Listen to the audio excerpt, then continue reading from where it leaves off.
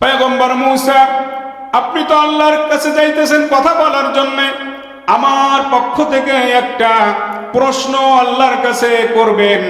এই প্রশ্নটা করে কি অ্যান্সার পান আমাকে একটু জানাবেন। পয়গম্বর মূসা প্রশ্নটা হলো, আমার অর্থ সম্পত্তির অভাব নাই, আল্লাহ তাআলা আমাকে এত দিয়েছেন, আমার এত সম্পদের প্রয়োজন নাই। আমার সম্পদ কিভাবে হ্রাস হবে, আমার সম্পদ কিভাবে কমবে, আমার আর সম্পদ চাই না। এই প্রশ্নটা আল্লাহর কাছে তুলে ধরবেন। আমাদের ব্যবস্থাটা কি? আমাদের অবস্থাটা হলো, আমাদের সম্পদ যা আছে এর থেকে আরো বেশি চাই। কথা ভুল বললাম না ঠিক বললাম? আপনার দুনিয়া ভর্তি যদি আল্লাহ তাআলা স্বর্ণ চাঁদি দিয়ে দেয়, দুনিয়ার ভিতরে সব কিছুর মালিক যদি আপনাকে বানানো হয়, পুরো দুনিয়ার মালিকও যদি বানানো হয়, প্রশ্ন যদি করেন আপনি কেমন আছেন, বলবে এই আসি আর কি, একটা দুনিয়ার মালিকানা আছি, তেমন বেশি ভালো নাই। কি বলেন, কথা ঠিক কিনা? আমাদের অবস্থাটা এমন, আমাদের কোনো কৃতজ্ঞতা নাই, শুকর নাই। আল্লাহ তাআলা যে নিয়ামত দিয়েছে তার কোনো শুকরিয়া নাই, শুধু চাই আর চাই। এই ব্যক্তিটা বড় ভাগ্যবান ব্যক্তি। আল্লাহ যে সম্পদ দিয়েছে, সম্পদ আর বাড়ার দরকার নাই, কিভাবে কমবে, এর ফর্মালিটি কি হবে, এটা জানার জন্য মূসা পয়গম্বরকে প্রশ্ন করতে বললেন। খুব খেয়াল করবেন, খুব খেয়াল করবেন, হতে পারে এর ভিতরেও কিছু শিক্ষা থাকতে পারে। আল্লাহর নবী পয়গম্বর মূসা আলাইহিস সালাতু ওয়াস সালাম ব্যক্তির প্রশ্নটা নিয়ে সামনের দিকে অগ্রসর হইতেছে। সামনে যাওয়ার পরে আরেকজন ব্যক্তির সাথে সাক্ষাৎ হলো।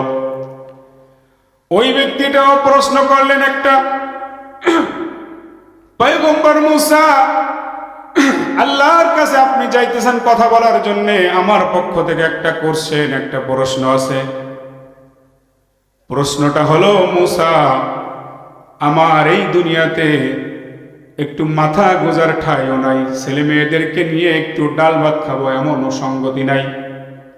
আল্লাহ তাআলার কাছে একটু জিজ্ঞাসা করবেন কি হলে আমার কিছু সম্পদ হবে, কিভাবে আমি ছেলে মেয়েদেরকে নিয়ে, পরিবারদেরকে নিয়ে একটু দুনিয়াতে সুখ শান্তি, এক মুঠো ডাল ভাত খেতে পারি, কি ব্যবস্থা হতে পারে, আল্লাহর কাছে একটু প্রশ্ন করবেন। 2 নম্বর প্রশ্নকারীর প্রশ্ন শুনে সামনের দিকে অগ্রসর হইতেছে। সামনে যায় আরেকজন ব্যক্তি, বলতেছে, শুয়ে আছে, দেখতে মনে হচ্ছে মানুষ, কিন্তু চেহারায় বোঝা যাচ্ছে না মানুষের ভাব। তার মানে অর্থাৎ একজন ব্যক্তি, এমন ব্যক্তি, তাকে স্বয়ংসম্পন্ন মানুষ বলা যায় না। আমরা যখন ঢাকায় চিটাগাঙ্গে যাই, অনেক ধরনের ভিক্ষুক আমাদের সম্মুখে পড়ে। আমাদের সম্মুখে কিন্তু অনেক ভিক্ষুক বাদে কিনা দেখবেন রাস্তার ভিতরে শুয়ে শুয়ে আছে, অর্ধেক কর্তন, অর্থাৎ কিনা অর্ধেক মানুষ, সে এরকম ভাবে ভিক্ষা করতেছে, গড়ায় গড়ায় ভিক্ষা করতেছে। এই ব্যক্তিটাও এরকম ভাবে স্বয়ংসম্পূর্ণ ব্যক্তি না, অর্থাৎ কিনা অর্ধ বিকলাঙ্গ ব্যক্তি। এই ব্যক্তিটা প্রশ্ন করতেছে, মূসা, আল্লাহর সাথে আপনি কথোপকথনের জন্য যাইতেছেন, আমার পক্ষ থেকে একটা প্রশ্ন আল্লাহর কাছে ছুড়বেন। প্রশ্নটা হলো, আল্লাহ তাআলা আমাকে কি জন্য সৃষ্টি করেছে? কয়টা প্রশ্ন? বোঝার জন্য বলতেছি, দেখি স্মরণ আছে কিনা। 1 নম্বর প্রশ্ন কে করেছিল? একজন ধনী ব্যক্তি। বলেন, সে প্রশ্ন করেছে আমার সম্পদ কিভাবে কমবে। মনে আছে? এই মনটাকে এদিকে রাখতে হবে, শুধু কান রাখলে হবে না, হ্যাঁ, দিলের কান দিয়ে শুনতে হবে, তাহলে কিছু নিয়ে যেতে পারবেন। যদি শুধু এই কান দিয়ে শোনেন তাহলে এখানেই রেখে যাবেন, এরপরে বাড়ি পর্যন্ত আর যাবে না। ভাইয়েরা আমার, প্রথম জন প্রশ্ন করলেন আমার সম্পদ কিভাবে কমবে।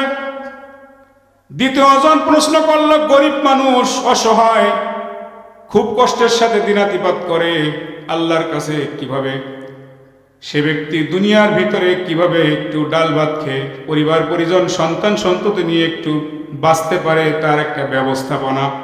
3 নম্বর ব্যক্তি হলো অর্ধ ব্যক্তিত্ব, অর্থাৎ স্বয়ংসম্পূর্ণ না, অসম্পূর্ণ একজন ব্যক্তি, তাকে দেখে মনে হয় না যে একজন পরিপূর্ণ মানুষ।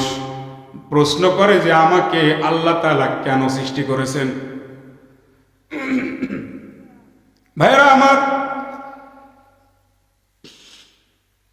মূসা আলাইহিস সালাতু ওয়াস সালাম আল্লাহর সাথে কথা বলার জন্য তুর পর্বতে গেলেন।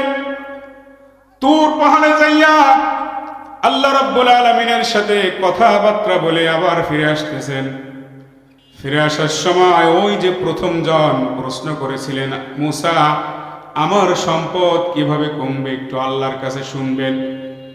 পয়গম্বর মূসাকে ডেকে বলে, পয়গম্বর আল্লাহর কাছে কি আমার ব্যাপারে প্রশ্ন করেছিলেন? বলে হ্যাঁ করেছিলাম। বলে কি বলেছে আল্লাহ তাআলা? আমার এত সম্পদ আমার তো লাগবে না, কি করলে আমার সম্পদ কমবে? মূসা পয়গম্বর বললেন, ভাই আপনার সম্পদ কমবে তুমি যদি আল্লাহর অকৃতজ্ঞ হও, নেমক খারামি করো। বলেন তো দেখি আমার ভাইয়েরা, এই আসমানের মালিক কে? একটু জোরে বলবেন, ইমানি আওয়াজে বলবেন। আসমানের মালিক কে? জমিনের মালিক কে? এই সমস্ত কিছু কুল কায়নাতের মালিক কে? আমাকে আপনাকে বাঁচিয়ে রেখেছেন যিনি, তিনি কে? কাউকে গাছতলায়, কাউকে পাঁচতলায় রাখেন যিনি, তিনি হলেন আল্লাহ। সুতরাং মূসা আলাইহিস সালাতু ওয়াস সালাম আল্লাহ তাআলার অকৃতজ্ঞ হওয়ার জন্য যদি বলেন যে আমার সম্পদ কমার জন্যে, কিন্তু আমার দ্বারা এটা সম্ভব নয় যে আমি আল্লাহর এত নিয়ামত পাইছি, নিয়ামতের বদলায় আমি তার নেমক খারামি করব, আমার দ্বারা কশ্চিনকালেও সম্ভব না, কশ্চিনকালেও সম্ভব না। আমার সম্পদ কমুক আর আমার সম্পদ বাড়ুক, কিচ্ছু যায় আসে না। আমি আল্লাহর, আমি বিন্দু মাত্র অকৃতজ্ঞ হতে পারবো না, আমি আল্লাহ তাআলার নেমক খারামি করতে পারবো না। কিন্তু আমাদের সমাজে দেখা যায় অনেকেই কিন্তু আল্লাহ তাআলার, আমরা কিন্তু অনেক সময় আল্লাহর অকৃতজ্ঞ হয়ে যায়। কি যায় কি যায় না? যাই তো। সামান্যতম একটু পরীক্ষা আসলে আল্লাহ তাআলা পরীক্ষা করেছেন। আল্লাহ তাআলা তো নিজেই বলে দিয়েছেন, পরীক্ষার প্রশ্নগুলো ফাঁস করে দিয়েছেন যে আমি মানব জাতিকে পরীক্ষা করব আমি এরকম ভাবে তাদেরকে ভয় ভীতি দিয়ে, বিপদ আপদ দিয়ে, বিপদ মুসিবত দিয়ে পরীক্ষা করব। এই পরীক্ষায় দেখি কারা ধৈর্য ধরে, কারা আমি আল্লাহর পরীক্ষায় পাশ করে। এরকম পরীক্ষা আসে না কেনা? আমার আপনার অসুখ দিয়ে আল্লাহ পরীক্ষা করেন, আমার আল্লাহ, আপনার আল্লাহ আমাকে আপনাকে মৃত্যু দিয়ে পরীক্ষা করেন। আপনার বাবাকে মৃত্যু দিয়েছেন পরীক্ষা, আপনার মাকে মৃত্যু দিয়ে পরীক্ষা করেছেন, আপনার জমি জাতির ফসল নষ্ট করে পরীক্ষা করেন। ওয়ালানাবলুওয়ান্নাকুম বিশাইইম মিনাল খাউফি ওয়াল জুই ওয়া নাকসিম মিনাল আমওয়াল। আল্লাহ রাব্বুল আলামিন সূরা বাকারার ভিতরে বলেন, আমি তোমাদেরকে কিন্তু পরীক্ষা করব। শুধুমাত্র তোমাদের একা পরীক্ষা নয়, পরীক্ষা কিন্তু সমস্ত ঈমানদারদেরকে আল্লাহ পরীক্ষা করেন, শুধু ঈমানদারদেরকে নয়। আশাদ্দুন নাসি বারাআল আম্বিয়া সুম্মাল আমসাল ফাল আমসাল। সবচাইতে পরীক্ষার সম্মুখীন হলেন নবী পয়গম্বরেরা। সবচাইতে বেশি পরীক্ষার সম্মুখীন হয়েছিলেন নবী পয়গম্বরেরা। কি বলেন? ইব্রাহিম আলাইহিস সালাতু ওয়াস সালাম কি অগ্নিকুণ্ডে গিয়েছিলেন কিনা? কথা বলেন না কেন? নমরুদের অগ্নিকুণ্ডের ভিতরে নিক্ষিপ্ত হয়েছিলেন ইব্রাহিম আলাইহিস সালাতু ওয়াস সালাম। বলেন তো দেখি, ইব্রাহিম আলাইহিস সালাতু ওয়াস সালামকে ওই আগুনের ভিতরে বাঁচিয়েছিলেন যিনি, তিনি কে? ইমানি আওয়াজে, মুসলমানি আওয়াজে বলবেন, কে বাঁচিয়েছিলেন?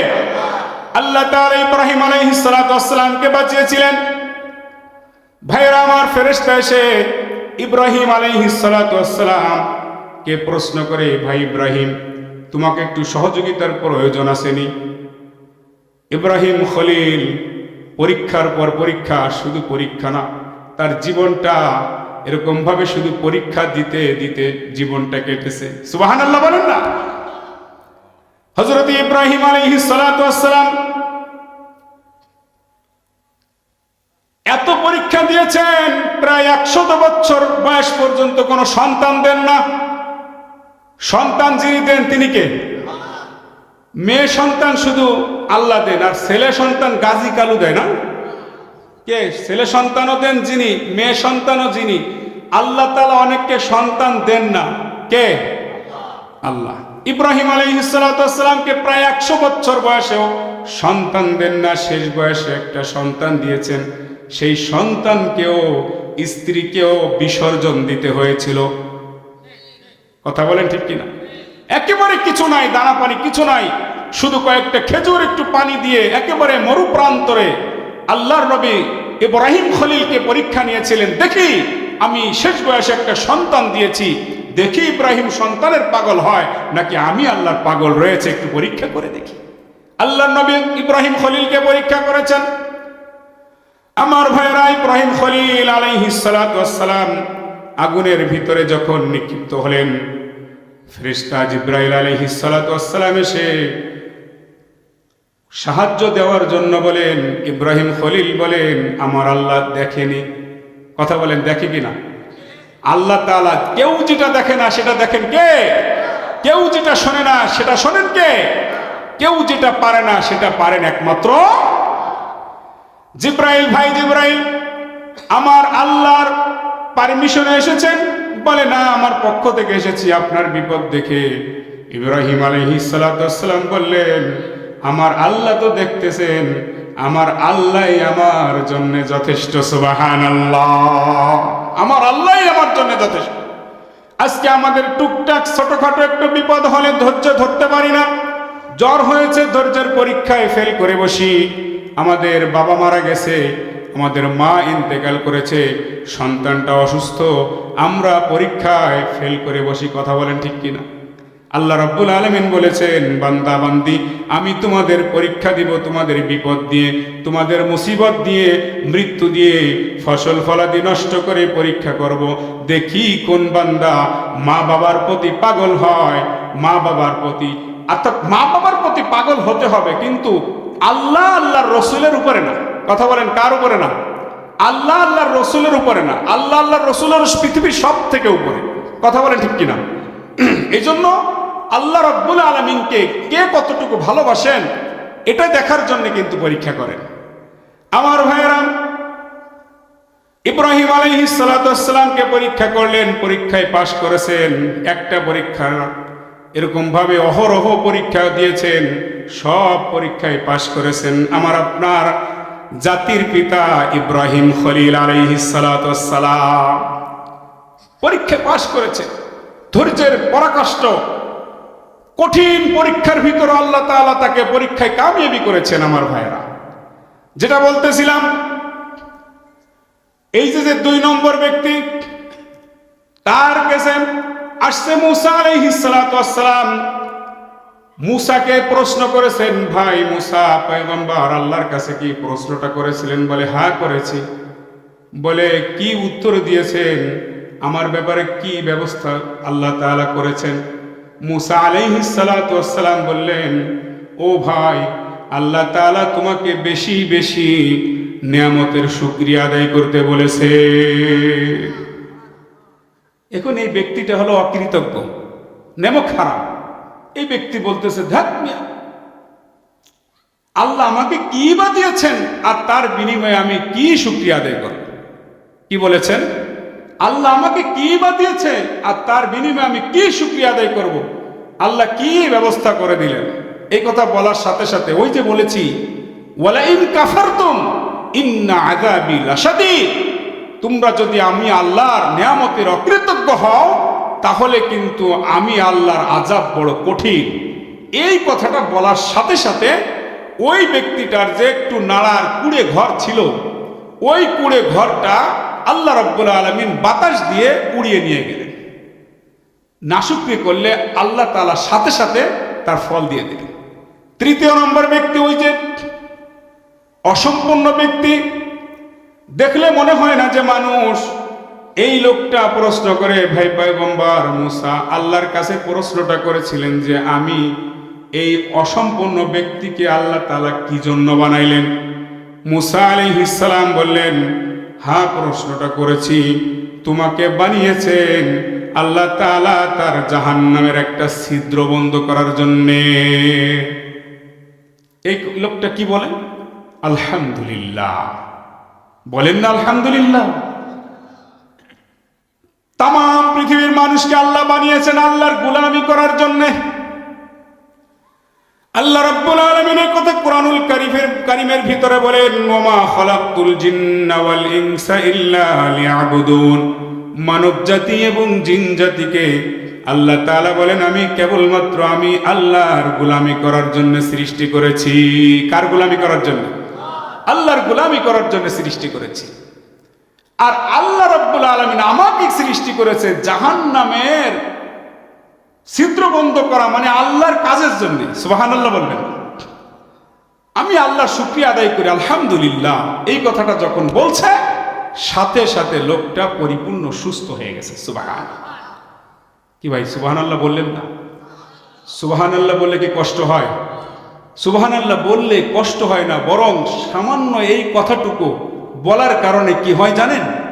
আপনি একবার সুবহানাল্লাহ বললেন, বলতে ততটা কঠিন না, কষ্ট হয়নি। বিনিময়ে আপনি কি পাইলেন?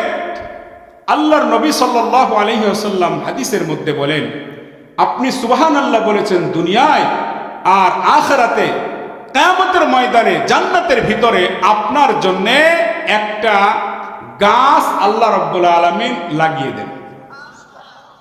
এই যে বলছেন যে সুবহানাল্লাহ, আবারও একটা গাছ লেগে গিয়েছে। এখন গাছটা কত বড় হবে?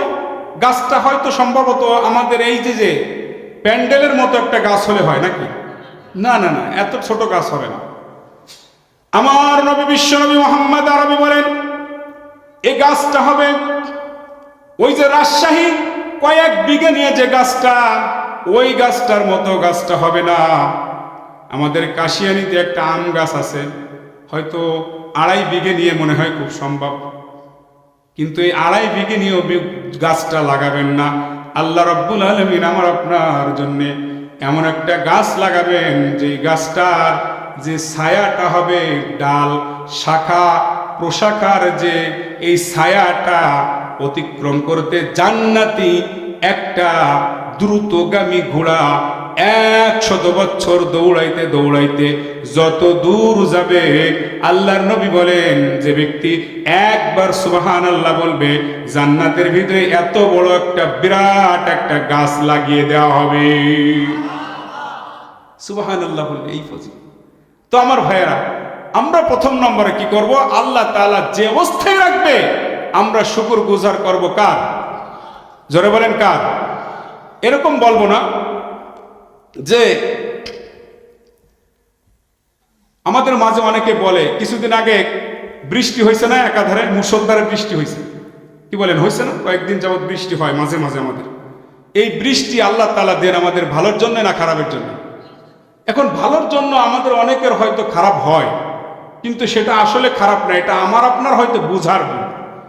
তা আমার খুব মহব্বত করে আমার মুসল্লি, বৃষ্টি হচ্ছে 3-4 দিন একাধারে, একেবারে ধারাবাহিকভাবে বৃষ্টি হচ্ছে, বেচারা ভ্যান চালায়।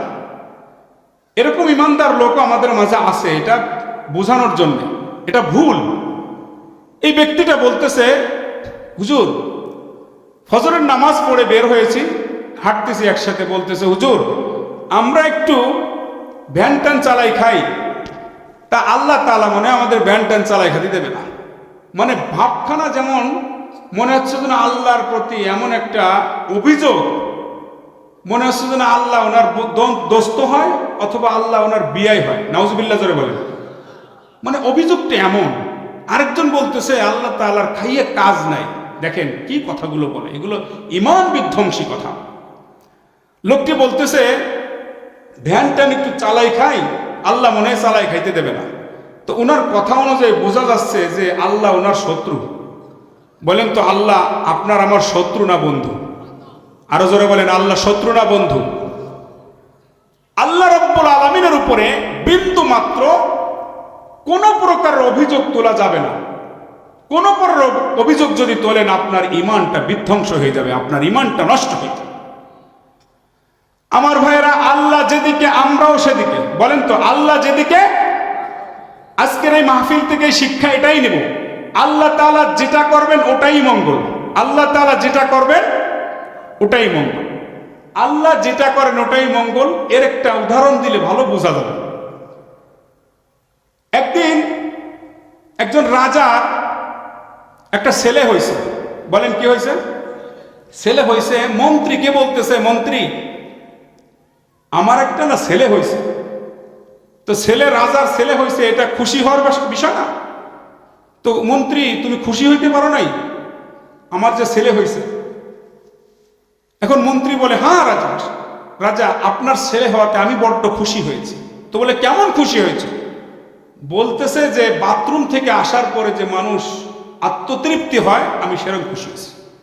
কথাটা যদিও একটু নেগেটিভ মনে হয়, কিন্তু আসলে নেগেটিভ না। দেখবেন আপনার প্রচন্ড বাথরুমের বেগ হয়েছে, আপনি কোথাও বাথরুম পাচ্ছেন না, মনে হয় এত কষ্ট হয়। কি বলেন, হয় কি হয় না? তো যখন বাথরুম থেকে আসায় তখন কিন্তু একটু ভালো লাগে, স্বস্তি লাগে। এই কথাটা বলাতে রাজা একটু ক্ষোভ প্রকাশ করছে, এর একটা শাস্তি দেবে, প্রতিশোধ গ্রহণ করবে। একদিন রাজা শিকার করতে করতে মন্ত্রীকে নিয়ে শিকার করতেছে বনে, জঙ্গলে শিকার করতে করতে একটা কূপের কাছে যখন গেছে, ওই যে কথাটার প্রতিশোধ নেওয়ার জন্য আস্তে করে ধাক্কা দিয়ে মন্ত্রীকে ফেলে দিয়েছে কূপের ভিতরে। এবার বলতেছে, মন্ত্রী ওই দিনকের জবাব দিয়ে দিলাম। ওই যে আমার ছেলে হয়েছিল, তুমি বলছিলা বাথরুমের থেকে আসার পরে যে খুশি হয় মানুষ, স্বস্তি লাগে, সেরকম খুশি হয়েছে। আজকে তার বিনিময় তার প্রতিশোধ দিয়ে দিলাম। রাজা এখন একা একা শিকার করতেছে। শিকার করতে করতে সামনে যে দেখে হিন্দুদের একটা প্রথা আছে, বলি প্রথা আছে না? বলি দেয়, পাঠা বলি দেয়, কিন্তু তৎকালীন মানুষ বলি দিত। এবং শুধুই মানুষ বলি না, চুল চেরা বিন্দু মাত্র কোনো খুঁত থাকলে তাকে কি দিত না? বলি দেয় না। তখন এই রাজাকে তারা ধরে নিয়ে গেছে। ধরে নিয়ে যাওয়ার পরে ওকে বলি দিবে, রাজাকে বলি দিবে। তৎকালীন তো রাজা বাদশা চিনার জন্য এরকম পাইক পেয়াদা, হ্যাঁ, তাদের পিছনে এরকম গার্ডম্যান, বডিগার্ডটা থাকতো না, এরকম এরিয়াও, দেশের এরিয়াও থাকতো না। তখন রাজাকে বলি দিবে। তো রাজাকে বলি দেওয়ার সময় চেক করতেছে, দেখে ওনার হাতে একটা দাগ আছে। কি আছে? কাটার দাগ আছে। তো কাটার দাগ আছে, এই জন্য ওনাকে আর বলি দেবে না, ওনাকে ছেড়ে দিয়েছে। এখন রাজা ওই পুকুরের কাছে এসে মন্ত্রীকে উঠাইয়ে কাঁদতেছে, দুইজনে সমানে কাঁদতেছে। রাজা মন্ত্রীর গলা ধরে কাঁদতেছে। তো মন্ত্রী বলে, রাজা আপনি কাঁদেন কেন? তো বলে, কাঁদি কেন, আগে কাঁদতে দাও তারপরে বলি। কাঁদতেছে, অঝোর ধারায় কাঁদতেছে। কাঁদার পরে একটা পর্যায়ে বলতেছে, মন্ত্রী আমি তো তোমাকে কূপে ফেলে দিয়ে সামনে শিকারি করতেছিলাম, ইতিমধ্যে আমাকে কিছু হিন্দু লোক ধরে নিয়ে যায় এবং আমাকে বলি দেওয়ার জন্যে তারা চেষ্টা করে এবং আমাকে পরীক্ষা করে কোথাও কোনো কাটা ছেঁড়া আছে কিনা। তো আসলে তো আমার কাটা ছেঁড়া পেয়ে গেছে, এই জন্য আমাকে বলি দেয় নাই, এই জন্য আমি তোমাকে নিয়ে কাঁদতেছি। তখন মন্ত্রী উল্টা কাঁদতেছে। মন্ত্রী কি করতেছে? উল্টা কাঁদতেছে যে রাজা আমি কেন কাঁদি, এই প্রশ্নটা তা করেন না। বলে কেন কাঁদ? বলে আমি এই জন্য কাঁদতেছি, আপনার তো দাগ আছে, কাটা আছে বলে আপনাকে ছেড়ে দিয়েছে, কিন্তু আমি মন্ত্রীর তো কোনো জায়গায় কাটা ছেঁড়া নেই। কি বলেন? তাহলে তো আমাকে তারা বলি দিত। তাহলে আল্লাহ তাআলা, মানে আপনি যে আমাকে পুকুরে ফেলে দিয়েছেন, এটাও আল্লাহ তাআলা ভালো করছেন। কি বলেন, কথা ঠিক কিনা? আপনি যে আমাকে পুকুরে ফেলে দিয়েছেন, এটাও আপনি আমার আল্লাহ তাআলা আমাকে ভালো করছেন। আমি যদি যাইতাম, আমাকে যদি পুকুরে আপনি ফেলে না দিতেন, তাহলে কিন্তু আমাকে তারা বলি দিত। এক কথায় আমরা বুঝি, আল্লাহ যেটা করেন সেটা ভালো করেন না খারাপ করেন? ভালো করেন। আমার আল্লাহ যেটা করবেন ওটাই আমি ফায়সালা, ওটাই আমি রাজি। এটাকে বলা হয় রিজা বিল কাজা। আরেকটু উদাহরণ দিলে বুঝবেন। ভারতবর্ষে যমুনা নদীর তীরে একজন বসবাস করে, আল্লাহর একজন ওলি। আল্লাহর একজন ওলি, আল্লাহর ওলিদের কিন্তু ভালো শান শওকতে চলে না, খুব এরকম ভাব ভোগ দিয়ে, খুব শান শওকত দিয়ে চলে না, সাধারণ দিন যাপন করে। এই আল্লাহর ওলি ভারতবর্ষের যমুনা নদীর তীরে বসবাস করে, খুপড়ি বেঁধে, নাড়া আর খুপড়ি বেঁধে। আল্লাহওয়ালাদের ব্যক্তিত্ব এমনই, সাদাসিধি জীবন আমার ভাইয়েরা। এই আল্লাহর ওলি বসবাস করে। হঠাৎ করে একদিন খুব ঝড় এসেছে, ঝড়। কালবৈশাখী ঝড় শুরু হয়েছে। তো উনি যে নালার ঘরের ভিতরে থাকে, খুব কষ্টে দিন গুজরান। ঝড় এসেছে, বিবি বলতেছে, ও স্বামী, আপনি একটু যান না, বাঁশ দিয়ে একটু ঘরটা ঠেন্ন দেন, পেলা টেলা বাঁধান। তো বিবি বলতেছে আর উনি বলতেছে, হ্যাঁ আল্লাহ বাতাস দিচ্ছে, আমি ঘরটা ঠেন্ন বাঁধাইয়ে আল্লাহর সাথে পাল্লা দিই। আল্লাহু আকবার বলবেন না? আল্লাহ ঝড় দিচ্ছেন কে? আমি এখন ঘর উল্টা দিকে যেয়ে আল্লাহর সাথে পাল্লা দিই। এখন স্ত্রীর পীড়াপিড়িতি স্বামী আর থাকতে পারে নাই। শাহ দৌলা, নাম হলো আল্লাহর ওলি শাহ দৌলা। স্ত্রীর পীড়াপিড়িতি বারংবার বলাতে উনি একটা লাঠি নিয়ে, উত্তরের থেকে ঝড় আসতেছে ধরেন, এখন উত্তরের থেকে ঝড় আসলে দক্ষিণ দিকে বাঁধাইতে হবে না? কি বলেন? যদি ঘরটাকে রাখতে হয় তাহলে কি দক্ষিণ পাশে দিতে হয় না? শাহদৌলা আল্লাহর এই ওলি, উত্তর থেকে ঝড় আসতেছে, উত্তরের থেকে ঘরে বাঁশ বাঁধায় ঠেলতেছে। এখন স্ত্রী বলতেছে, কি ব্যাপার? হ্যাঁ রে মৌলবী, আলেমের বুদ্ধি এই নাকি? কি বলেন? আলেমদের নাকি এই বুদ্ধি? ঝড় আসতেছে উত্তরের থেকে আর উনি উত্তরের দিকে আবার ঠেলতেছে। এবার বলতেছে শাহদৌলা, ও বিবি, তুমি আমাকে বাধ্য করেছ বাঁশ দিয়ে পেলা বাঁধানোর জন্য। আসলে কিন্তু আমি পেলা বাঁধানোর জন্য মোটেও প্রস্তুত নয়। তুমি বারবার বলেছ আমি তোমার মন রক্ষা করার জন্য বাঁধাইছি, তবে বাঁধাইছি আমি আল্লাহর সাথে পাল্লা দিতে পারবো না। আমার আল্লাহ যেদিকে, শাহদৌলা সেদিকে। আল্লাহু আকবার। আমার আল্লাহ যেদিকে, শাহদৌলা সেদিকে। এই কথা বলে আর ওই বাঁশ দিয়ে ধাক্কা। ফলশ্রুতিতে দেখা গেল ঝড়ের শেষে আশপাশে অনেক বড় বড় ঘর এগুলো পড়ে গিয়েছে, কিন্তু শাহদৌলার এই খুপড়িটা, ছোট্ট একটা নাড়ার ঘর, এটা পড়ে নাই। এবার বলতে হবে, সকলের বলতে হবে ইমানি আওয়াজে, বলেন তো দেখি, এই ঘরটা, নাড়ার এই খুপড়িটা রেখেছেন যিনি, তিনি কে? আল্লাহ তাআলা আমাদেরকে ভালোবাসেন না আল্লাহ তাআলা আমাদের শত্রু? আল্লাহ তাআলা কেমন ভালোবাসেন? আল্লাহু লাতীফুম বিইবাদিহি ইয়ারযুকু মান ইয়াশাউ ওয়া হুয়াল কবিয়্যুল আজিজ। আল্লাহ তাআলা হলেন মানুষদের, বান্দা বান্দীদের প্রতি অতি দয়ালু, অতি রহমশীল। আল্লাহু লাতীফুম বিইবাদিহি ইয়ারযুকু মান ইয়াশা। তাবুক এলাকা দিয়ে একজন মানুষ চলতেছে। তো চলতে চলতে হঠাৎ করে মাথা চক্কর দিয়ে তাবুক, পুরাতন একটা কূপ আছে, ওই পুরাতন কূপের ভিতরে, গভীর একটা কূপ, ইন্দ্রার ভিতরে পড়ে যায়। পড়ে যাওয়ার পরে এমন ইন্দ্রা, ওখান থেকে একা একা উঠে আসা সম্ভব নয়। এবং মরু প্রান্তরে ওই তাবুক এলাকায় যেখানে উনি পড়েছে, ওখান থেকে আওয়াজ দিয়ে কোনো মানুষকে ডাকবে এরকমও সুযোগ নাই। আশপাশে কোনো বাড়িঘর নাই, জনমানবহীন এলাকা। পড়ে গিয়েছে। এবার বলতেছে, এখানেই মনে আমার জীবন শেষ হয়ে যাবে, এখান থেকে আর আমার ওঠার কোনো সঙ্গতি নাই, আমাকে কেউ এসে উদ্ধার করতে পারবে না। ওইখানে কেউ দেখে নাই, উনার বিপদের কথা কেউ জানে না, কিন্তু জানেন একজন। আরো জোরে বলেন কে? আল্লাহ জানেন। কিছুক্ষণ পরে ওই ব্যক্তিটা, বিপদগ্রস্ত ব্যক্তি, ইন্দ্রার ভিতরে পড়ে গিয়েছে। কিছুক্ষণ পরে দেখে একটা বিষধর, বিরাট একটা অজগর সাপ তার দিকে আসতেছে। এখন বলতেছে, আহা, কিছুদিন হয়তো ক্ষুধার্তে অনাহারে আমি হয়তো ভুকে ভুকে মরতাম, কিন্তু আমার মনে হয় তার আগেই এই বিষধর সাপের মুখে আমি আহার হয়ে যাব। ভাবতেছে আর কাঁদতেছে। কিছুক্ষণ পরে ওই সাপটা এসে তাকে খাবে তো দূরের কথা, ওই সাপের লেজ দিয়ে, এমন বিরাট সাপ, ওই সাপের লেজ দিয়ে তাকে কোমরে পেঁচিয়ে উপরে তুলে দিয়েছেন। সুবহানাল্লাহ বলবেন না?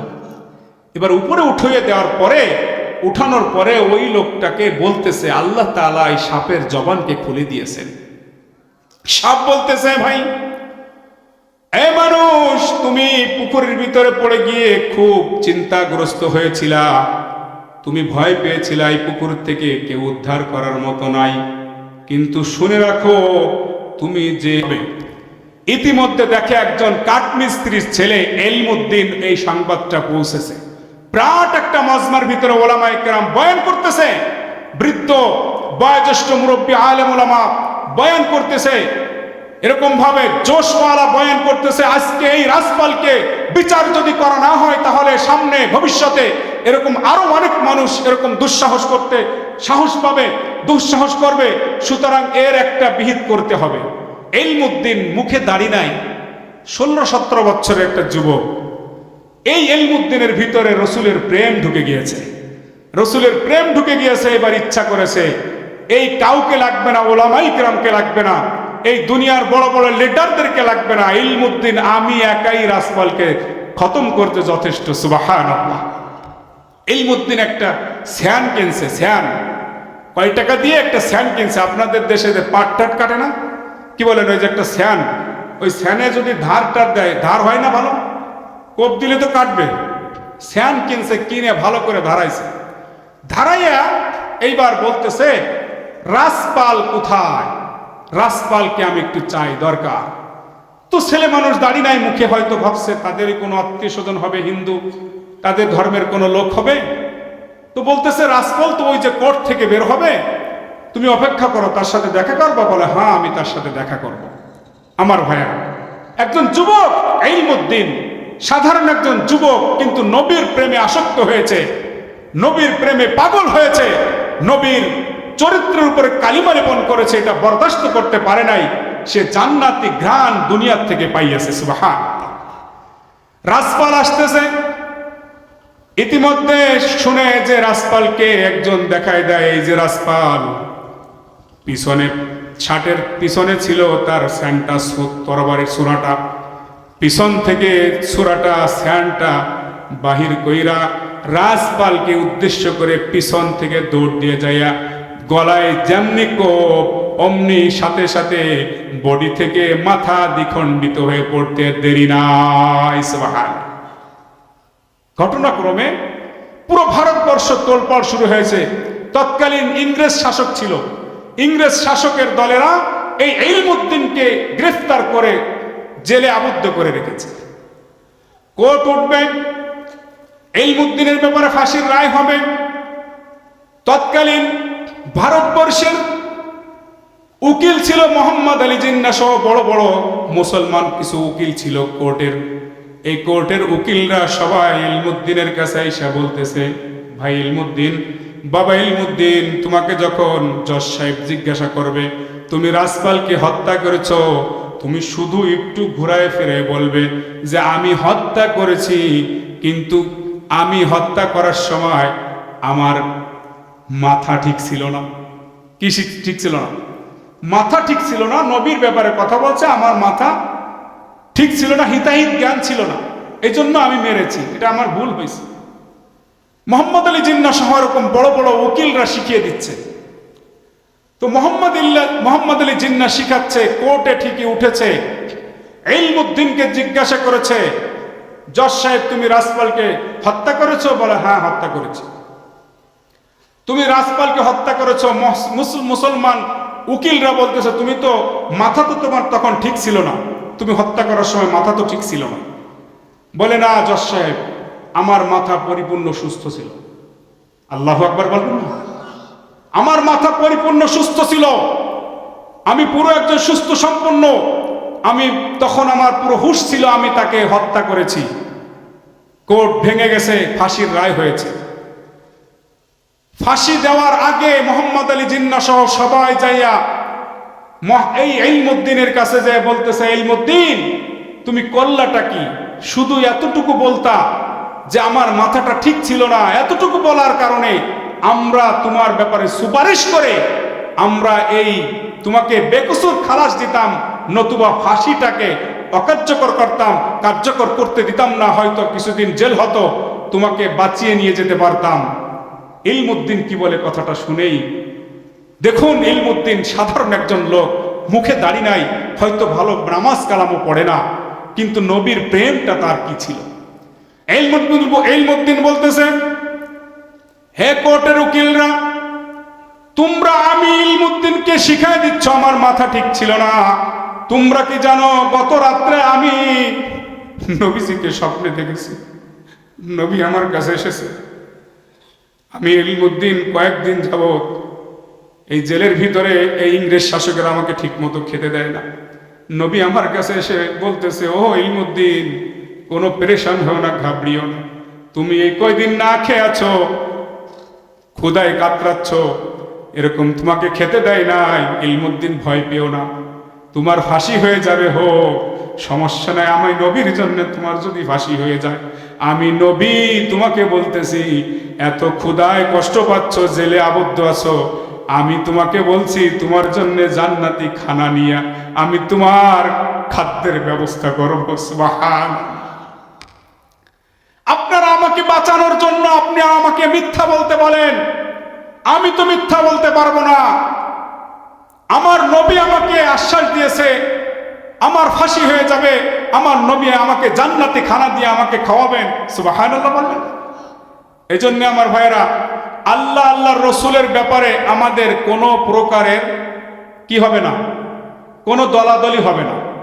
যদি আল্লাহ আল্লাহর রসুলের কেউ বিরুদ্ধাচরণ করে তাহলে তাদের বিরুদ্ধে আমরা দাঁড়াবো। ইনশা হলো না? ইনশা কি পারা যাবে? ইনশাআল্লাহ। এই জীবন কয়টা? এই জীবন কয়টা? এই জীবনটা যে দিয়েছেন তার জন্য যদি আমি আপনি জীবনটা দিই তাহলে কোনো অসুবিধা আছে? এই জীবনটা যদি আল্লাহ আল্লাহ রসুলের জন্য দিই তাহলেই তো এই জীবনটা সার্থক হয়ে যাবে। যদি কোনো ধরনের এই ধরনের বাউল ফাউল গান, পালা গান, যে ধরনের এই গান বর্তমান সমাজে চলে, এরকম ভাবে পালা গান, একজন আরেকজনের পক্ষ নিয়ে গান করে, একজন নেয় শরিয়াত, একজন নেয় মারুফাত, এখানে যে কত ধরনের শরিয়াত বিরোধী, শরিয়াত গর্হিত, আল্লাহ আল্লাহ রসুলের কত বিরুদ্ধাচরণ হয়, হয়তো আমি আপনি হয়তো বুঝি না, সেই সময় আমাদের সেই বুঝটা থাকে না। কিন্তু এই ধরনের গান যেখানেই হবে সেখানেই দেখবেন আল্লাহ আল্লাহ রসুল নতুবা দিন ইসলাম সম্পর্কে এরকম ভাবে কটূক্তি হয়। আমরা এই ধরনের গানকে চাই না। কি রাজি আছেন? এই ধরনের পালা গান, আল্লাহ আল্লাহ রসুলের বিরুদ্ধের গান আমরা আর চাই না। যেখানে হবে আমরা তাদেরকে মূলোৎপাটন করব, তাদেরকে বিদায় করে দেবো। পারা যাবে ইনশাল্লাহ? আর এরকম যদি মাহফিল হয় আমরা এই মাহফিলে সমর্থন করব। পারা যাবে ইনশাল্লাহ? সকলে আমরা এই মাহফিলকে সমর্থন করব। সমস্ত ধরনের গান বন্ধ হোক, বিশেষ করে আল্লাহ আল্লাহ রসুলের যে বিরুদ্ধাচরণ, আল্লাহ আল্লাহ রসুলের যত অন্যায়, এই অবিচার গানগুলো আমরা আর সমর্থন করব না। যেখানেই হবে আমরা যে কোনোভাবে সেগুলোকে বিরুদ্ধে আমরা দাঁড়াবো, সেগুলোকে বন্ধ করার চেষ্টা করব। পারবো তো ইনশাআল্লাহ? আল্লাহ তাআলা আমাদের সকলকে আল্লাহ আল্লাহ রসুলের প্রেম নিয়ে, আল্লাহ আল্লাহ রসুলের দিন নিয়ে, আল্লাহ আল্লাহ রসুলের প্রতি পরিপূর্ণ ভক্তি নিয়ে, পরিপূর্ণ ঈমান নিয়ে কবরে যাওয়ার তৌফিক দান করুক। আমিন। ওয়া আখিরু দাওয়ানা আনিল হামদুলিল্লাহি রাব্বিল আলামিন। লিল্লাহি তাকবীর। নিতে হবে আস্তে না জোরে? জোরে বলেন না কে? আল্লাহ দেখেছেন। এই জন্য আমার ভাইয়েরা, আমার আপনার আল্লাহ শত্রু না, আল্লাহ হলেন বন্ধু। আল্লাহ হলেন বন্ধু। আল্লাহ রাব্বুল আলামিন আমাদেরকে দুনিয়ার ভিতরে শান্তিতে রাখতে চান, আখিরাতেও জান্নাত দিতে চান। কিন্তু জান্নাত যে আমরা পাবো সেটা তো চেষ্টা করা লাগবে। কথা বলেন ঠিক কিনা? জান্নাত পাওয়ার জন্য আমার আপনার মাঝে একজন ব্যক্তিকে পাঠিয়ে দিয়েছেন, আমাকে আপনাকে জান্নাতে নেওয়ার জন্য হাতে ধরে। তিনি হলেন মুহাম্মাদুর রাসূলুল্লাহ। জোরে বলেন সাল্লাল্লাহু আলাইহি ওয়াসাল্লাম। আজকে শান্তি চাই, শান্তির স্লোগান দিই। সকালবেলা সন্ধ্যাবেলা শুধু শান্তি আর শান্তি স্লোগান দিই, কিন্তু শান্তি যার ভিতরে আল্লাহ রেখেছেন তার ধারে কাছেও যাই না। আর শান্তি আমরা শুধু তালাশ করি, শান্তির স্লোগান দিই। আল্লাহ রাব্বুল আলামিন বলেছেন, মান আমিলা সালিহান মিন যাকারিন আও উনসা ওয়া হুয়া মুমিনুন ফালানুহইয়ান্নাহু হায়াতান তাইয়্যিবা ওয়া লানাজজিয়ান্নাহুম আজরাহুম বিআহসানি মা কানু ইয়ামালুন। আল্লাহ রাব্বুল আলামিন বলেছেন, দুনিয়ার মানুষেরা আমি তোমাদেরকে সৃষ্টি করেছি, তোমাদের আদি পিতা আদম আলাইহিস সালাতু ওয়াস সালামকে প্রথম সৃষ্টি করে জান্নাতের ভিতরে রেখেছি। তোমাদের আবাসস্থল হলো জান্নাত, তবে কিছু কাজ করে আসলে তোমাদের ঠিকানা হবে জান্নাত। আর যদি সে কাজগুলো না করো তাহলে তোমাদের ঠিকানা কিন্তু জাহান্নাম হয়ে যাবে। আল্লাহ রাব্বুল আলামিন বলেছেন, মান আমিলা সালিহান মিন যাকারিন আও উনসা, যে পুরুষ হোক বা মহিলা হোক, তারা যদি আমি আল্লাহ তাআলার ইমানদার, ইমান এনে যদি আমি আল্লাহর কিছু কাজ করে, কিছু কাজ করে, মোটা মোটা কিছু কাজ করে, আল্লাহ রাব্বুল আলামিন বলেন দুনিয়ার জীবনে তাদেরকে আমি শান্তি দিব। সুবহানাল্লাহ বলেন। মান আমিলা সালিহান মিন যাকারিন আও উনসা, পুরুষ এবং মহিলাদের ভিতরে যারা ঈমান আনবে, প্রথম নম্বর শর্ত হলো ঈমান। বলেন কি? আপনি ঈমানদার নয়, ঈমান নাই, কিন্তু আপনি ভুরি ভুরি আমল করবেন, পাহাড় সমপরিমাণ আমল করবেন, এই আমলে আপনার কোনো কাজ দিবে না। প্রথম নম্বর শর্ত হলো আপনার ঈমান। বলেন কি? আল্লাহ রাব্বুল আলামিন সূরা নূরের ভিতরে বলেন ওয়াল্লাযীনা কাফারু আমালুহুম কাসারাবিন বিকিয়াতি ইয়াহসাবুহু আয-যামআনু মা হাত্তা ইযা জাউহা লাম ইয়াজিদহু শাইআন ওয়া ওয়াজাদাল্লাহু ইনদাহু ফাওয়াফাহু হিসাবা। আল্লাহ রাব্বুল আলামিন বলে ঈমানদার নয়, তারা কাজকর্ম করে, নেকি করে, কিন্তু আসলে তারা নেকি করে তার কোনো প্রতিফল পায় না। এই জন্য আমার ভাইয়েরা, ঈমানদার হওয়া লাগবে, এক নম্বর গুণ। বলেন কি? ঈমানদার হওয়া লাগবে, তারপরে নেক আমল করতে হবে। ঈমানদার হওয়ার সাথে সাথে যদি নেক আমল করে, তাহলে আল্লাহ রাব্বুল আলামিন বলেন ফালানুহইয়ান্নাহু, আল্লাহ বলেছেন আমি তাদের জন্য নেক হায়াত দান করব, হায়াতান তাইয়্যিবা দান করব, পবিত্র জিন্দেগি দান করব, তাদের সুখময় জিন্দেগি দান করব। পবিত্র হায়াতান তাইয়্যিবা, এই পবিত্র জিন্দেগির ব্যাখ্যা তাফসীরের ভিতরে অনেকটা দিয়েছেন। তার মধ্যে সবচাইতে সুন্দর ব্যাখ্যা এবং সহজ ব্যাখ্যা হলো আমার আপনার সুস্থ শরীরে আল্লাহ তাআলা নো টেনশন জিন্দেগি দান করবেন। সুবহানাল্লাহ। আপনি দেখবেন আপনার অনেক টাকা পয়সা আছে কিন্তু টেনশন আছে, আরেকজন লোকের টাকা পয়সা নাই, টেনশন নাই। বলেন তো কোন ব্যক্তি সুখী? যে লোকের টাকা নাই কিন্তু টেনশন নাই। বলেন, যে লোকের টাকা নাই কিন্তু টেনশন নাই, এই লোক হলো সুখী। আরেকজনের টাকা আছে, টাকার জ্বালায় সে টেনশনে ঘুমাইতেই পারে না, সে টেনশনে খানা খাইতে পারে না, সে টেনশনে তার বিবির সাথে তার একেবারে আপনজনের সাথে সময় দিবে, তার সেই সময়টুকু নাই। বলেন সুখ শান্তি কার? এই লোকটার, যে লোকটার টাকা নাই কিন্তু টেনশন নেই। আমরা সেটা হাদিসের থেকে জানতে পাই। হাদিসে কুদসির ভিতরে আল্লাহ রাব্বুল আলামিন এর কথাটাকে আল্লাহর নবী নকল করেছেন। আল্লাহ রাব্বুল আলামিন এই কথাটাকে নকল করেছেন। ক্বালা রাসূলুল্লাহ সাল্লাল্লাহু আলাইহি ওয়াসাল্লাম ইয়াকুলুল্লাহু আযজা ওয়া জাল ইয়া ইবনা আদম, হে বনি আদম।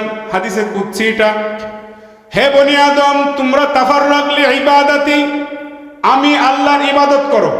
বলেন কার ইবাদত করব? খাজা বাবার ইবাদত নাকি পীর বাবা? বাগেরহাট, তারপরে শাহজালাল, শাহপরান, এই জায়গায় যে ইবাদত করার জায়গা নাকি? না না, এখানে ইবাদত করা যায় কেন? ইবাদত করতে হবে একমাত্র কার? এই কপালটা যিনি দিয়েছেন ওই আল্লাহরই কুদরতি পায়ে সিজদা দিতে হবে। এই ছাড়া পৃথিবীর আর কারো কোনো সিজদা দেওয়া যাবে। আমার ভাইয়েরা, আল্লাহর হাবিব বলেছেন, আল্লাহ বলেন তাফাররাক লি ইবাদাতি, তোমরা আমি আল্লাহর ইবাদত করো। ইবাদত তোমরা করবা, আমার কি দায়িত্ব? ইবাদত যদি তোমরা করো, আমি আল্লাহর দায়িত্ব হলো তোমাদের সুখ সমৃদ্ধি শান্তির একটা জীবন দান করব। সুবহানাল্লাহ। তাফাররাক লি ইবাদাতি, তোমরা আমি আল্লাহর ইবাদত করো। আমলা সাদরাকা গিনান, তাহলে আমি তোমাদের কলবটাকে সুখ শান্তি সমৃদ্ধি দিয়ে ভরপুর করে দেব। সুবহানাল্লাহ। এবং কি করব? ওয়া আসুদ্দা ফাকরাক, তোমার সমস্ত প্রকারের অভাব অভিযোগ, তোমাদের সমস্ত প্রকার অভাব অনটন আমি আল্লাহ দূর করে দেব। যদি আল্লাহ তাআলা আমাকে আপনাকে সুখ শান্তি দেন, আর যদি আমার আপনার অভাব অভিযোগ যদি দূর করে দেন, তাহলে একজন লোকের আর কিছু লাগে? আর কিছু লাগে? ওয়া ইল্লা তাফাল, যদি তোমরা আমি আল্লাহর ইবাদত না করো, যদি বিভিন্ন দরগায় বিভিন্ন দরবারে যাও, আমি আল্লাহর ইবাদত করার সময় তোমার নাই, তাহলে শুনে রাখো মালা তুই আদায়কা শুগলান, তোমাকে কাজের উপর ব্যস্ততার উপর তোমাকে রাখবো। তোমার কোনো কাজই ফুরাবে না, নামাজও পড়ার সুযোগ পাবে না, স্ত্রীর সাথে সময় দিতে পারবা না, পরিবারের সাথে সময় দিতে পারবা না, এক মুঠো ডাল ভাত খাওয়ার সুযোগ তোমাকে দেব না। মালা তুই আদাইকে শুকলান ওয়ালাম আসুদ্দা ফাকরাক, আর তোমার কোনো অভাব অনটন দূর করব না, অভাব অনটন তোমার থেকে দূর হবে না। সব সময় শুধু অভাব আর অভাব, মানে কি যেন নাই, কি যেন নাই। কোটি কোটি টাকার মালিক প্রশ্ন করলে ভাই কেমন আছো, বেশি ভালো নাই। টাকার টেনশন আছে না নাই? কি বলেন, আছে না নাই? টাকার টেনশনে তার কিছুই ভালো লাগে না, নামাজ ভালো লাগে না, কিছুই ভালো লাগে না, শুধু টেনশন একটাই, সেটা হলো টাকা। এজন্য আমার ভাই ইবাদত করতে হবে যার, তিনি কে? একটু সবাই আওয়াজ দিয়ে বলেন, কার ইবাদত করব? আল্লাহর ইবাদত করব। কিন্তু ঈমান অবস্থায়, ঈমান না এনে আমরা ইবাদত করলে কোনো কাজ হবে না। এই যে আপনারা যে মাহফিলের মধ্যে এসেছেন, এটা কিন্তু নিশ্চয়ই ঈমানদার বলে এসেছেন, নিশ্চয়ই কি ঈমানদার বলেই এসেছেন। এই জন্যই তো আমরা মাহফিলের ময়দানে যাই। কি বলেন, কথা ঠিক কিনা? এই জন্য আল্লাহ রাব্বুল আলামিনের হাবিব বলেছেন, ঈমান এটা কিন্তু ধরা ছোঁয়ার জিনিস না। কি বলেন, ঈমান কি দেখা যায়? ঈমান দেখা যায় না, এটা অনুধাবনের বিষয়, এটা অনুধাবনের বিষয়, দেখা যায় না ঈমান। আমার ভাইয়েরা, ঈমান আনতে হবে, আল্লাহর প্রতি ঈমান এনে ইবাদত বন্দেগী করতে হবে, তাহলে এই ইবাদত বন্দেগীর দাম আছে। তবে আমাদের ঈমান আমরা আনতে প্রথম নম্বর শর্ত আল্লাহর নবী দিয়েছেন। নবী বলেছেন, ঈমানদার হইতে পারবে না যতক্ষণ পর্যন্ত তোমরা আমি নবীকে ফলো না করবে। কাকে? নবীকে ফলো করব। ঈমান যে আনছি, ঈমান আনার পরে যে আমরা আমল করব, বলেন তো দেখি কাকে অনুসরণ করে আমল করতে হবে? আল্লাহর নবীকে। জোরে বলেন, কাকে? আপনি নামাজ পড়তেছেন, আপনার মন মতো নামাজ পড়লে হবে না, আপনার পীর সাহেবের মন মতো নামাজ পড়লে হবে না, আপনার ইঞ্জিনিয়ার সাহেবকে ফলো করে নামাজ পড়লে হবে না। নামাজ পড়তে হবে আল্লাহর নবীকে ফলো করে, তাহলে আমার আপনার নামাজ কবুল করবেন যিনি, তিনি কে? আল্লাহ। এক নম্বর হলো ঈমান আনার পরে আমাদের আমল করতে হবে। তবে আমল করার ক্ষেত্রে যাকে ফলো করতে হবে, যাকে অনুসরণ করতে হবে, তিনি হলেন মুহাম্মদুর রাসূলুল্লাহ সাল্লাল্লাহু আলাইহি ওয়াসাল্লাম। এবং আল্লাহ তাআলা এই কথাটা বলে দিয়েছেন, ও দুনিয়ার মানুষেরা, তোমরা আমি আল্লাহকে ভালোবাসতে চাও, আমি আল্লাহর ভালোবাসা পেতে চাও, তবে শুনে রাখো, আমি আল্লাহকে ভালোবাসা, আমি আল্লাহর ভালোবাসা পাওয়া, এই জিনিসটা রেখেছি আমি নবীর ভালোবাসা উপরে। আমি নবীকে ভালোবাসার উপর ডিপেন্ড করে আমার ভালোবাসাটাকে। সুবহানাল্লাহ বলবেন না? আজকে সেই নবীর সুন্নাত, নবীর ভালোবাসা আমাদের মধ্যে নাই, সেই নবীর মায়া নাই, নবীর ভালোবাসা নাই, নবীর প্রতি আমাদের যে আবেগ, এই আবেগটুকু নাই। তাহলে আমরা কিভাবে আমরা ঈমানদার হতে পারব? সাহাবা আজমাইন রিদওয়ানুল্লাহি তাআলা আলাইহিম আজমাইন, তারা নবীর প্রতি ভালোবাসা দেখাই দিয়েছেন। আসলে নবীজিকে কেমন ভালোবাসতে হয়। আবু তালহা রাদিয়াল্লাহু তাআলা আনহু উহুদের যুদ্ধের ভিতরে আল্লাহর নবীকে এরকম ভাবে আনজাই ধরেছেন, কাফেরদের দিকে মুখ করে নবীজিকে জড়িয়ে রেখেছেন। আল্লাহু আকবার। নবীজিকে জড়িয়ে রেখেছেন, আর কাফেরদের তীর আসতেছে।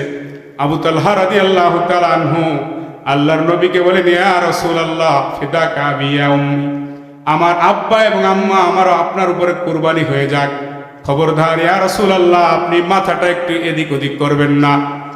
ইয়া রাসূলুল্লাহ, ইয়া হাবিবাল্লাহ, কাফেররা আপনার দিকে তীর ছুটতেছে, আপনি মাথা এদিক ওদিক করলে হয়তো তীরটা আপনার বুকে এসে বেঁধে যাবে। ইয়া রাসূলুল্লাহ, আপনি মাথা এদিক ওদিক করবেন না, আপনার জন্য আমি আবু তালহা ঢাল হয়ে গেল। যুদ্ধ শেষে দেখা যায় আবু তালহার শরীরে 80 থেকে 82টা এরকম ভেলা বা বল্লমের আঘাত, তীরের আঘাত। তারাই তো দেখিয়ে গিয়েছিল আল্লাহর নবীর ভালোবাসা, আল্লাহর নবীর প্রতি তাদের প্রেম ভালোবাসা, এটা দেখিয়ে গিয়েছিলেন।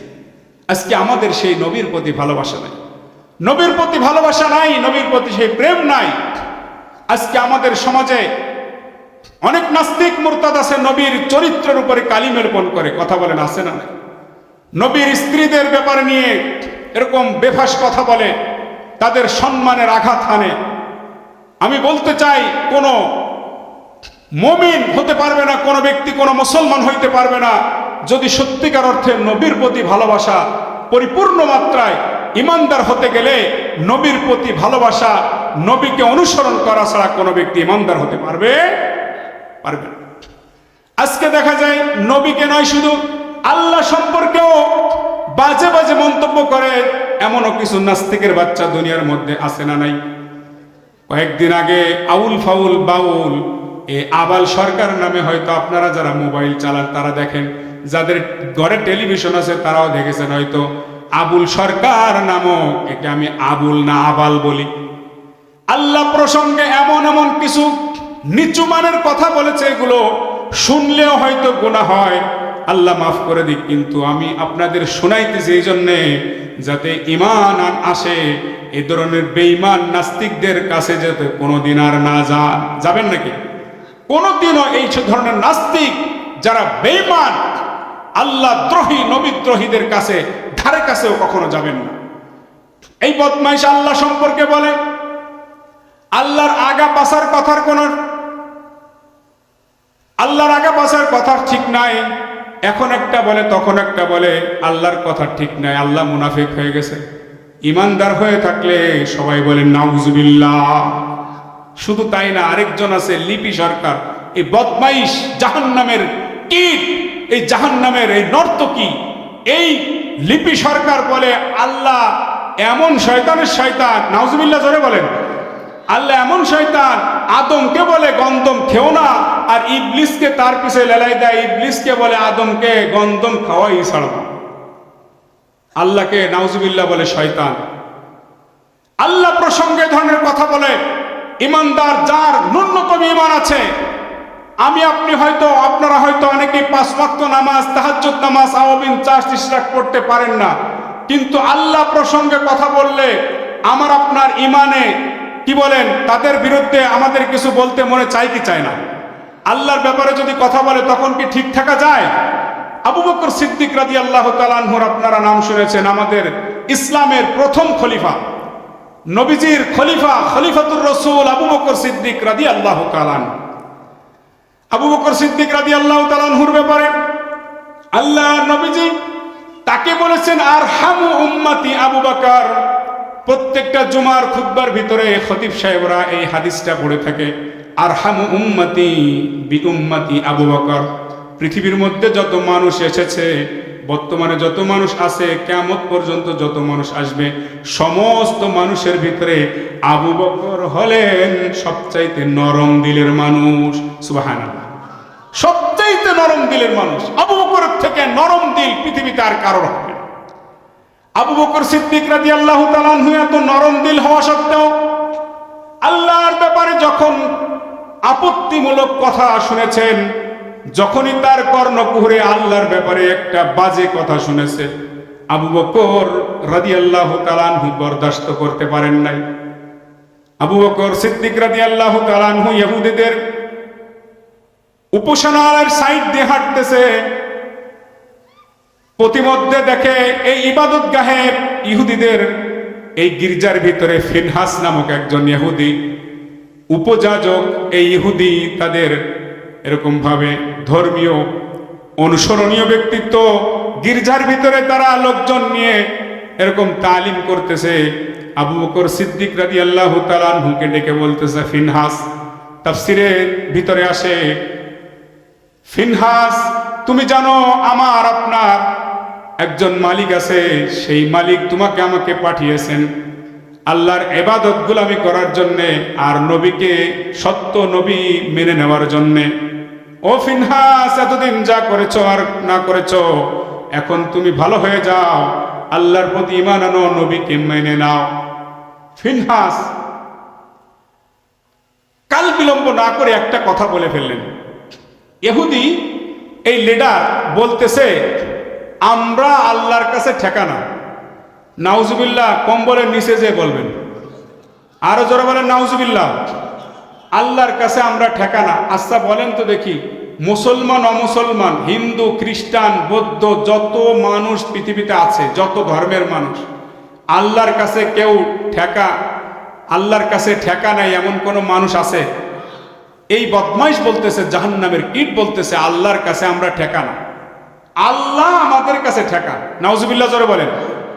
আল্লাহ কার কাছে? আমাদের কাছে ঠেকা। কারণ আল্লাহ আমাদের কাছে দান খয়রাত চায়। নাউজুবিল্লাহ। আল্লাহ আমাদের কাছে ঠেকা, এবং আল্লাহ বলেন যে তোমরা দুনিয়াতে দান করলে আমি আখেরাতে এই দেবো। তার মানে আল্লাহ সুদ খায়। নাউজুবিল্লাহ। আবু বকর সিদ্দিক রাদিয়াল্লাহু তাআলা আনহু এই কথাটা শুনে বরদাস্ত করতে পারেন নাই, তাকে নিজেকে কন্ট্রোল করতে পারেন নাই।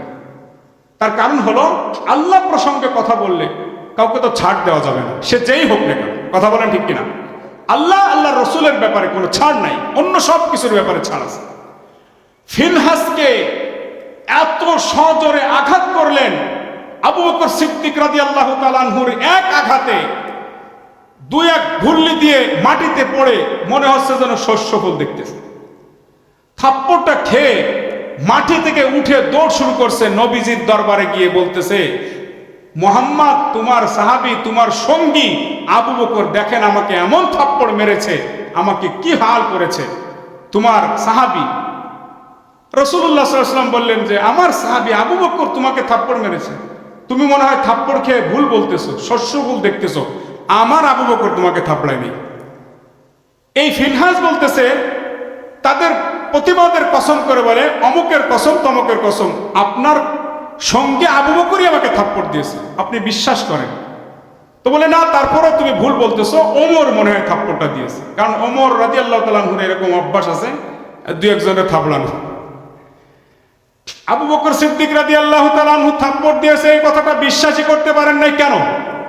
নবীজি বলেন, আরহামু উম্মতি বি উম্মতি আবু বকর।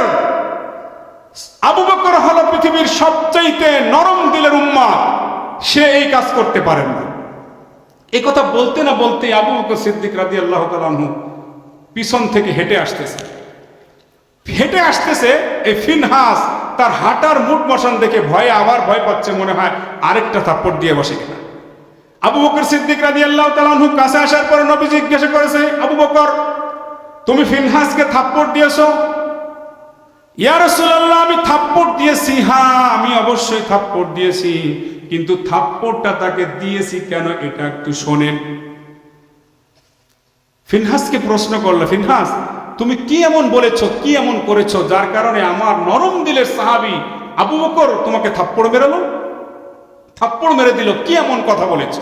ফিনহাস দুধে দেওয়া তুলসী পাতা, না ইয়া রাসূলুল্লাহ আমি কিছুই বলি নাই, হে মুহাম্মদ আমি কিছুই বলি নাই, আমি অমুকের কসম তমুকের কসম কিছু বলি নাই, হঠাৎ করে আমাকে থাপ্পড় দিয়েছে। আবু বকর সিদ্দিক রাদিয়াল্লাহু তাআলা আনহুর নাম তো আবু বকর, কিন্তু সিদ্দিকটা হয়েছে কেন বলেন তো?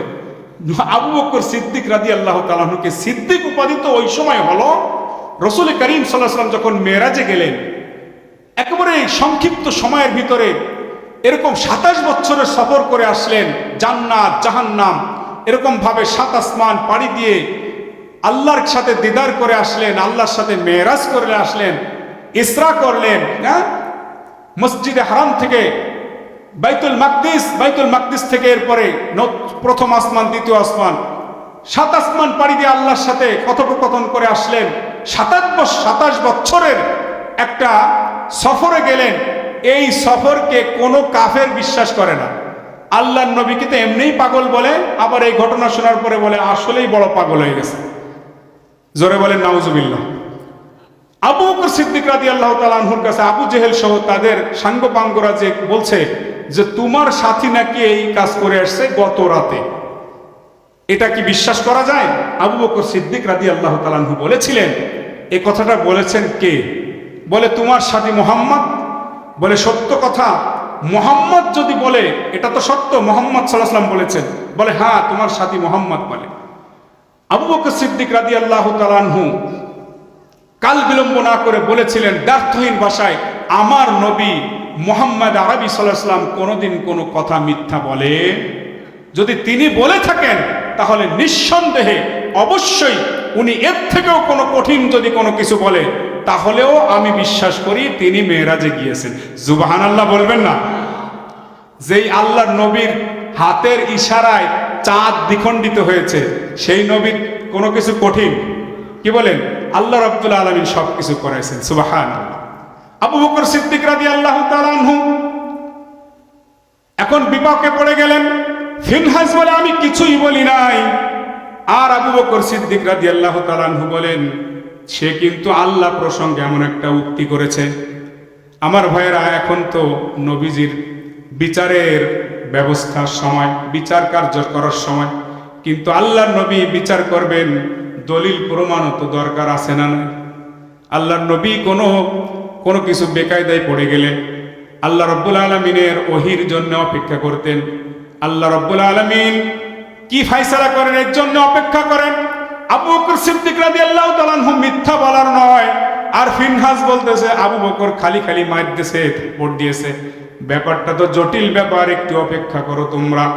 অপেক্ষা করে আল্লাহ রাব্বুল আলামিন তার ফেরেশতা জিবরাইল আলাইহিস সালাতু ওয়াস সালামের মাধ্যমে আয়াত নাজিল করে পাঠিয়ে দিয়ে আবু বকর সিদ্দিক রাদিয়াল্লাহু তাআলা আনহুকে মুক্ত করলেন, সত্যবাদী প্রমাণ করে দিলেন। আল্লাহু আকবার। আল্লাহ রাব্বুল আলামিন সূরা আলে ইমরানের আয়াত নাজিল করে আবু বকর সিদ্দিক রাদিয়াল্লাহু তাআলা আনহুকে বরী করে দিলেন, মুক্ত করে দিলেন, পরিত্রাণ দিয়ে দিলেন। আল্লাহ তাআলা বলেন লাকাদ সামিআল্লাহু কাওলাল্লাযীনা ক্বালু। আল্লাহ রাব্বুল আলামিন বলেন ও নবী, আপনার আল্লাহ শুনেছেন সবকিছু। ওই যে যেটা বলেছিলাম, আমি আপনি যেটা শুনি না, শোনেন কে? আল্লাহ তাআলা। তো ওই যে পাহাড়ের ভিতরে ছোট্ট একটা পিপিলিকা চলেন, ওই পিপিলিকার যে ছোট্ট ছোট্ট ক্ষুদ্র ক্ষুদ্র পায়ের যে হাঁটার একটা শব্দ, এই শব্দটাও আমার আপনার মালিক শুনেন। সুবহানাল্লাহ। আল্লাহ তাআলা শুনেছেন। লাকাদ সামিআল্লাহু কাওলাল্লাযীনা ক্বালু ইন্নাল্লাহা ফাকীরু ওয়া নাহনু আগনিয়া। ওই ইহুদি ফিনহাস বলেছে আল্লাহ হলো মুখাপেক্ষী, আমরা হলো অমুখাপেক্ষী। আল্লাহ হলো গরিব, আমরা হলাম ধনী। তার কারণ গরিবরাই ধনীদের কাছে চায়। কি বলেন, কথা ঠিক কিনা? ধনীদের কাছে গরিবরা চায়, এই কথাটা ওই ফিনহাস বলছে। এজন্যই আবু বকর তাকে থাপ্পড় মেরেছে। কি বলেন? আবু বকর সিদ্দিক রাদিয়াল্লাহু তাআলা আনহুকে আল্লাহ রাব্বুল আলামিন মুক্ত করে দিলেন। সুবহানাল্লাহ। একেবারে নরম দিল, আরহাম দিল হওয়া সত্ত্বেও তিনি আল্লাহ প্রসঙ্গে কথা বলেছে, এটা বরদাস্ত করতে পারে নাই। কি বলেন? এখানে আমরা যারা বসে আছি, আমরা কি আবু বকর থেকেও নরম দিল? না না, এটা যদি আমি বলি আপনি বলেন তাহলে হাদিসের উল্টা হয়ে যায়। আল্লাহর নবী বলেছেন সবচাইতে রহম দিল হলো আবু বকরের দিল। তো সেই রহম দিলওয়ালা যখন আল্লাহ প্রসঙ্গে এরকম উদ্ভট কথা শুনে বরদাস্ত করতে পারলেন না, কি বলেন, আমার আপনার কি মেজাজ গরম হওয়ার কথা কিনা? কি বলেন, মেজাজ গরম হওয়ার কথা না? এখন যদি সামনে কেউকে এরকম পাই, আল্লাহ প্রসঙ্গে এরকম ভুলভাল কথা বলে, আগে পরে ছেলের জন্য বিচারের জন্য অপেক্ষা করবেন, পরে মুরব্বী আগে মুখে থাপ্পড় মেরে দেবেন। যদি আল্লাহ সম্পর্কে কেউ যদি কি এরকম উদ্ভট কথা বলে, পারবেন না ইনশাআল্লাহ। আল্লাহ প্রসঙ্গে যদি কেউ ভুল বক্তব্য দেয়, আল্লাহকে যদি এই ধরনের বিভিন্ন দোষে করে যে আল্লাহ হলো এই সেই, আমার আপনার ইমান যাই থাকুক না কেন, নামাজ 5 ওয়াক্ত 6 ওয়াক্ত 2 ওয়াক্ত 3 ওয়াক্ত যা পড়ি, ইমান কমপক্ষে এতটুকু আছে, আল্লাহর ব্যাপারে কথা বললে কাউকে ছাড় দেওয়া হবে? আমার ভাইয়েরা, শুধু তাই না, আল্লাহর নবীর প্রসঙ্গে অনেকে অনেকভাবে বলে কি বলে না, আল্লাহর নবীকে কি বাজেভাবে কথা বলে, কিভাবে কুরুচিপূর্ণ কথা বলে আল্লাহর নবীর সম্মানকে ভুলুণ্ঠিত করে। এরকম সমাজে লোক আছে না নাই? তৎকালীন সময়ে ভারতবর্ষে ছিল রাজপাল নামক একজন চালাল। রাজপাল আল্লাহর নবীর বিবিদেরকে নিয়ে বিভিন্ন উক্তি লিখেছে রঙিলা রসুল নামে। আমাদের সমাজে যেমন নাকি কেউ কোনো অবৈধ কাজ করলে তাকে একটা ভাষা দেয়, কি বলে, একটা ভাষা দেয় লুচ্চা, তাই না? এরকম একটা ভাষা দেয়। খারাপ কাজ যারা করে, অবৈধ কাজ করে, তাদেরকে এরকম একটা ভাষা দেয়। আল্লাহর নবীকেও ওই রাজপাল নামক বেয়াদব নবীদ্রোহী একটা বই লিখেছে। আল্লাহর নবীর চরিত্রকে কলুষিত করার জন্য একটা বই লিখেছে। সেই বইটার নামও দিয়েছে রঙিলা রাসূল। আল্লাহর নবীর চরিত্র নিয়ে কেউ কালিমা লেপন করলে আল্লাহ রাব্বুল আলামিন সেটা বরদাস্ত করেন না, তাকে শায়েস্তা করে দেন। ইতিপূর্বে আল্লাহর সাথে পাল্লা দিয়ে ফিরাউন, নমরুদ এরকম ভাবে আবু জেহেল, উতবা, সাইবা নবীকে কষ্ট দিয়ে, আল্লাহকে কষ্ট দিয়ে কেউ পার পায় নাই। আল্লাহর নবীকে কষ্ট দিয়ে তারা দুনিয়া থেকেই বেইজ্জতি হয়ে গেছে, আখিরাত তো তাদের জন্য জাহান্নাম রয়েছেই। এই রাসপাল রঙিলা রাসূল নামক যখন বই লেখলো, ভারতবর্ষে, পুরো ভারতবর্ষ তোলপাড় শুরু হয়ে গেল। এত বড় স্পর্ধা কিভাবে হলো? আমাদের নবী, বিশ্ব নবী মুহাম্মদ আরবি সাল্লাল্লাহু আলাইহি ওয়াসাল্লামের চরিত্রের উপরে কালিমা লেপন করেছে, হিন্দুর ব্যাপারে আমাদের কিছু করতে হবে। ইমান কম, নামাজ কালাম ঠিক মতো পড়ে না। বিভিন্ন জায়গায় এরকম লিফলেট, পত্রিকা, ব্যানার, ফেস্টুন